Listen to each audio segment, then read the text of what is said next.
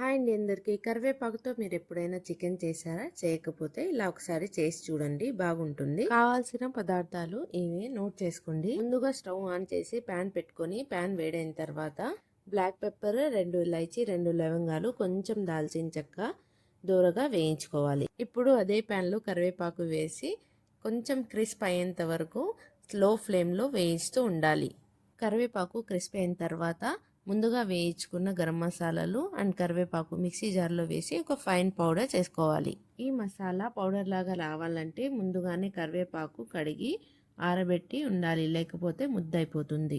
ఇప్పుడు ఒక కడాయి తీసుకొని ఆయిల్ వేసుకోవాలి. ఆయిల్ వేడైన తర్వాత 1/2 kg చికెన్, ఉప్పు, పసుపు వేసి చికెన్ని కుక్ చేసుకోవాలి. ఇప్పుడు ముందుగా కట్ చేసుకున్న ఆనియన్స్ వేసి జింజర్ గార్లిక్ కూడా వేసి ఆయిల్ పైకి వచ్చేంత వరకు కుక్ చేసుకోవాలి. ఈ చిట్టి స్పైడర్ ప్యాంట్తో మాట్లాడుతూ ఆనియన్స్, జింజర్ గార్లిక్ పేస్ట్ వేసి వీడియో తీసుకోవడం మర్చిపోయింది. ఇప్పుడు ధనియా పౌడర్, మిర్చి పౌడర్ వేసి ఆయిల్ పైకి వచ్చేంత వరకు కుక్ చేసుకోవాలి. ఆయిల్ పైకి వచ్చిన తర్వాత ముందుగా గ్రైండ్ చేసుకున్న పౌడర్ వేసి ఒక 2 minutes కలుపుకుంటూ కుక్ చేసుకుంటే అయిపోతుంది. అంతేనండి, healthy and tasty recipe ready. మీరు ఒక్కసారి ఇలా ట్రై చేసి చూసారంటే మళ్ళీ మళ్ళీ తినాలనిపించేలా ఉంటుంది. థ్యాంక్ యూ ఫర్ వాచింగ్ అండి. Keep watching.